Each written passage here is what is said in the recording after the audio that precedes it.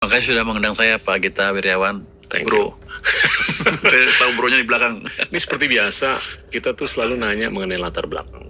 Anda ngambil elektro di ITB, sekolah keren banget. Terus ke Purdue ngambil ekonomi. Teknik Elektro ITB, saya daftar situ. Saya tembus. Cuman mau itu aja, mau tes kemampuan sendiri. Ya masuklah situ. Sekolah situ 5 tahun lebih. Terus keluar, kerja juga sama. Saya nggak pintar-pintar amat, biasa aja. Cuman otaknya disimpan, tabung lah. Adalah bekal. Saya kerja di Selam Bersih 5 tahun. Itu perusahaan juga sama. Kenapa kerja di situ? Itu yang paling diburu oleh lulusan ITB. Saya lamar, saya harus masuk. Saya masuk. Untung. Setelah 5 tahun, ya itu kan perusahaan bayarannya bagus. Saya punya duit cukup untuk sekolah. Sebenarnya saya juga malas sekolah, cuma mikir, oh kalau sekolah bagus juga ya. Setelah 5 tahun jenuh juga di field, ya kita di lapangan terus, uangnya banyak tapi kerjanya capek. Sering begadang. Kalau sehari semalam tuh biasa. Saya pernah paling lama nggak tidur 5 hari 5 malam di darat, tapi kalau di laut 2 malam udah nggak boleh kan, harus ganti, harus istirahat. Saya lihat ya kerja keras, duit banyak, tapi kerjanya kecapean, terlalu capek. Terus dapat pacar habis itu. Nah ini yang paling menentukan. Jadi syaratnya dia mau kawin sama saya, kamu keluar dulu dari situ. Saya keluar. Oh, oke, gue keluar. Pacar kerja? Waktu itu masih kuliah, mau lulus. Udah mau lulus lah di ujung. Dia bilang gini, saya udah selesai kan, gue udah keluar nih, ayo kita kawin. Oh, ntar dulu, kira-kira gini, kamu udah kerja, oke, udah bisa nemenin saya. Tapi saya minta kamu sekolah lagi. Syaratnya itu. Sekolahnya apa? S3. Waduh, bukan S2, enggak S3. Wah, gue pikir-pikir, apa yang paling gampang? Saya kan orang ITB sombong.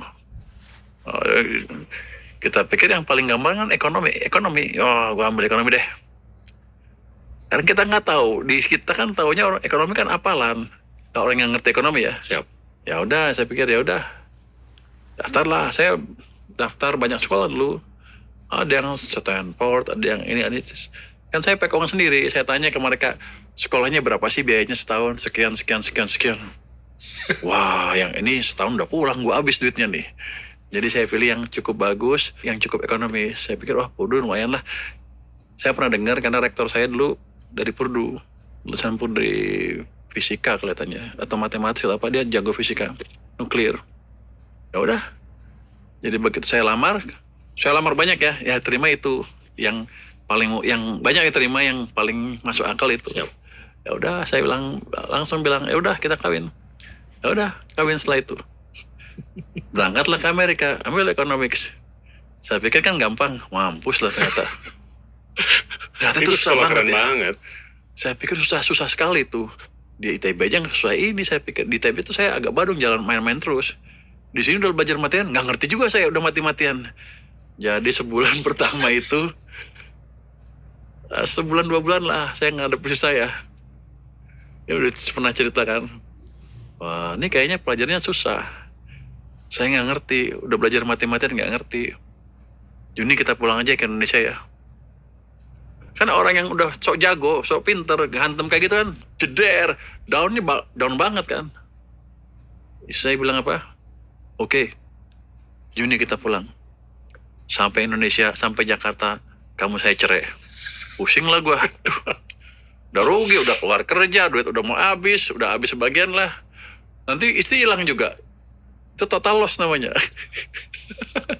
Jadi kita kurangin lah, ya udah. Saya belajar lagi, tapi kamu bantu saya. Iya, saya bantu kamu.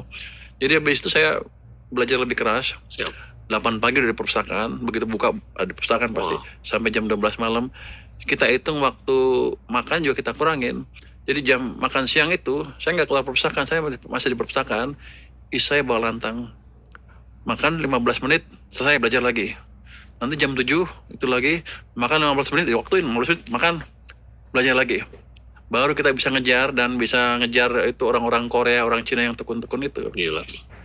Tapi istri saya sampai dikenal Bu Tani. Karena setiap jam 11 bawa rantang ke perpustakaan. Teman-temannya bilang, "Woi, Bu Tani," gitu. Fun sih. Jadi itu kenapa saya ambil ekonomi, karena kepaksa dan kebetulan. Alhamdulillah. Terus begitu selesai?